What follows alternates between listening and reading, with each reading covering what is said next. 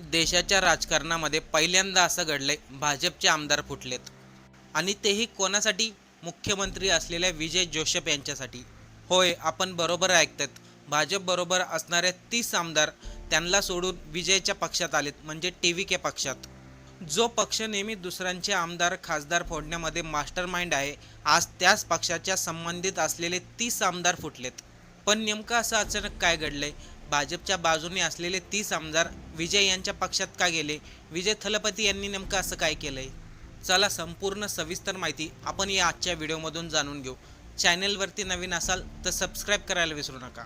तमिळनाडूच्या राजकारणामध्ये गेल्या काही दिवसामध्ये जे काही घडलं ते फक्त सत्ता बदल नव्हतं, तर ते होतं दक्षिण भारताच्या राजकारणामध्ये सुरू झालेला एक नवीन पॉवर गेम. निवडणुकीच्या निकालाच्या अगोदर जवळपास सर्वच एक्झिट पोल सांगत होते MK स्टॅलिन यांचा DMK पक्ष पुन्हा सत्तेवरती येणार. एक्झिट पोलमध्ये विजय यांचा TVK पक्ष कुठेही दिसत नव्हता. लोक म्हणू लागली ते फक्त सोशल मीडियापुरते मर्यादित आहेत. पण जेव्हा निकाल लागला तेव्हा तमिळनाडू काय, संपूर्ण भारताला धक्का बसला. विजय यांच्या TVK पक्षाने सर्वांना धक्का देत सत्ता स्थापनेच्या केंद्रस्थानी स्वतःला आणून उभा केलं. तमिळनाडूने नवा चेहरा स्वीकारला होता, पण खरा खेळ तर निकालानंतर सुरू झाला. विजय यांच्या TVK पक्षाला सर्वात अधिक मत मिळालं, पण त्यांच्याकडे बहुमताचा आकडा नव्हता. सत्ता स्थापन करण्यासाठी त्यांना मित्रपक्षांची गरज होती आणि इथूनच सुरू झाला सर्व थरारक खेळ. विजय यांनी राज्यपालाकडे 3 वेळेस सत्ता स्थापनेचा दावा केला, पण राज्यपालांनी सांगितलं तुमच्याकडे बहुमत नाही, त्यामुळे तुम्ही सरकार स्थापन करू शकत नाही. यावरती राज्यपालांवरतीही टीका झाल्या. अनेकांनी सांगितलं राज्यपाल हे भाजपच्या दबावाखाली काम करत आहे. 2019ला जेव्हा देवेंद्र फडणवीस यांच्याकडे 40 आमदार कमी होते, तरी देखील त्यांना सत्ता स्थापन करण्याचं आमंत्रण दिलं गेलं होतं. दुसऱ्या बाजूला तमिळनाडूच्या सत्तेमध्ये असणारे DMK आणि AIMDMK हे दोन्ही पक्ष एकत्र येऊन सत्ता स्थापन करणार आहे अशा चर्चा देखील सुरू झाल्या. आणि विजयला मुख्यमंत्री होऊन द्यायचं नाही, या पाठीमागे मास्टरमाइंड भाजपच होते. कारण की त्यांना माहिती आहे दक्षिण भारतामध्ये जर आपल्या विरोधात एक नवीन चेहरा उभा राहिला तर भविष्यामध्ये त्यांना मोठी अडचण निर्माण होऊ शकते. त्यामुळे अनेक ताकदवान लोक विजयला थांबवण्याचा प्रयत्न सुरू करू लागले. पण अखेर TVK पक्षांनी बहुमत गाठलं आणि विजय यांनी मुख्यमंत्रीपदाची शपथ घेतली. पण त्यानंतर जे घडलंय त्याने तमिळनाडूचं संपूर्ण राजकारण हलवलंय. तमिळनाडूच काय, भारताच्या राजकारणामध्येही मोठी खळबळ उडाली. कारण की इथं भाजप पक्षाशी निगडीत असलेले आमदार फुटलेत, जे आजपर्यंत कधी घडलं नाही. या उलट त्यांनीच दुसऱ्या पक्षामधील आमदार फोडले आणि आपल्या पक्षात घेतलेत. पण इथं उलटं घडलंय. AIMDMK हा पक्ष कधी काळी जयललिता यांच्या नेतृत्वाखाली तमिळनाडूवरती राज्य करत होता आणि हा पक्ष भाजपचा मित्र पक्ष आहे. म्हणजे तमिळनाडूमध्ये भाजप बरोबर या पक्षाची युती आहे आणि याच पक्षातील 30 आमदार फुटलेत. आता ते आमदार कसं काय फुटलेत, विजय यांच्या TVK पक्षात का आलेत, याच्या पाठीमागंही खूप धक्कादायक कारण आहे. आता इथे अनेक लोकांच्या मनामध्ये प्रश्न निर्माण झाले. विजय जोशप यांनी तर भाजपच्या विरोधामध्ये प्रचार केला होता. त्यांनी तर सांगितलं होतं आपण भाजपच्या विचारसरणीच्या विरोधात आहे. मग विजयकडं BJPच्या मित्रपक्षातील 30 आमदार का गेले?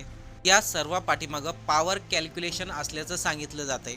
AIADMKच्या पक्षप्रमुखांनी पत्रकार परिषद घेऊन सांगितलं जनादेश हा TVK पक्षाच्या बाजूने आहे. लोकांनी विजय यांना मुख्यमंत्री करण्यासाठी मतदान केलंय. आम्ही लोकांच्या मतांचा आदर करतो. बोलायला हे वाक्य साधं होतं, पण या पाठीमागेही भाजपचाच प्लॅनिंग. आता बघा, 30 आमदारांनी विजय यांना पाठिंबा दिला, तेही भाजपच्या मित्रपक्षांनी, म्हणजे थोडक्यात भाजपनीच. पण याची सर्व सूत्र आहे ना दिल्लीमधून हल्लीत. तमिळनाडूमधील असलेला DMK पक्ष आणि AIADMK हे एकमेकांचे कट्टर विरोधी आहेत. कारण की DMK हा पक्ष काँग्रेस यांच्या बाजूने आहे आणि AIMDMK हा पक्ष भाजप यांच्या बाजूने आहे. त्यामुळे हे दोन्ही पक्ष एकमेकांबरोबर जातील असं काहीही शक्य नाही. एकतर भाजपला अगोदरच विजय यांना मुख्यमंत्री होऊन द्यायचं नव्हतं, ते राष्ट्रपती राजवट लागू करण्याच्या मार्गावरती होते. कारण की विजयला बहुमत मिळत नव्हतं. त्यामध्ये राहुल गांधी यांच्या काँग्रेसने पाठिंबा दिला. तसेच त्यांनी MK स्टॅलिनलाही सांगितलं छोट्या पक्षांना सांगा तुम्ही विजय यांना पाठिंबा देण्यासाठी, आणि त्यानंतर विजय यांना बहुमत मिळालंय. पण इथेच खरा प्रॉब्लेम आहे. एकतर विजय यांना मुख्यमंत्री होऊन द्यायचं नव्हतं, आता ते मुख्यमंत्री झालेत. आणि याशिवाय महत्त्वाचं म्हणजे विजय हे काँग्रेसच्या जवळ गेलेत. इथेच भाजपला खूप मोठा धक्का बसलाय. कारण की जर दक्षिण भारतामध्ये काँग्रेस आणि विजय यांचा पक्ष एकत्रित राहिला तर भविष्यामध्ये भाजपला तिथे आपलं अस्तित्व निर्माण करणं कठीण होईल. आता AIMDMK हा भाजपचा मित्र पक्ष आहे. दिल्लीमधून त्या पक्षाला काही ऑर्डर निघाल्याशिवाय त्याच्यामध्ये काही बदल होऊ शकत नाही. आणि भाजपला जर आपलं दक्षिण भारतामध्ये अस्तित्व टिकून ठेवायचं असेल तर त्यांच्या आमदारांनी सत्तेमध्ये ॲक्टिव्ह राहणं गरजेचं आहे.